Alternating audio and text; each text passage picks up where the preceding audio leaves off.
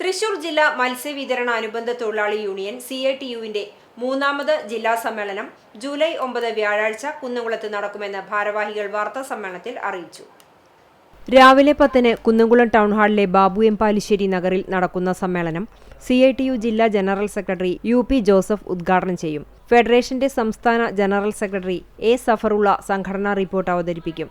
CITU ജില്ലാ president KK Ramachandran MLA, ഫെഡറേഷന്റെ അഖിലേന്ത്യാ കമ്മിറ്റി അംഗങ്ങളായ U Rajumon, KA Sajith, CITU ജില്ലാ വൈസ് പ്രസിഡന്റ് PM സോമൻ, ജില്ലാ കമ്മിറ്റി അംഗം KK മുരളീധരൻ എന്നിവർ സംബന്ധിക്കും. യൂണിയനിലെ 7026 തൊഴിലാളികളെ പ്രതിനിധീകരിച്ച് 150 പേരാണ് ഒരു ദിവസം നീണ്ടുനിൽക്കുന്ന സമ്മേളനത്തിൽ പങ്കെടുക്കുക. കുന്നംകുളത്തെ തുറക്കുളം മാർക്കറ്റിന്റെ ശോചനീയാവസ്ഥ പരിഹരിക്കാൻ ബന്ധപ്പെട്ടവർ നടപടി സ്വീകരിക്കണമെന്നും ഈ വിഷയത്തിൽ നഗരസഭ മാർച്ച് ഉൾപ്പെടെ സംഘടിപ്പിച്ച പ്രസ്ഥാനമാണ് CITU എന്നും ഭാരവാഹികൾ പറഞ്ഞു.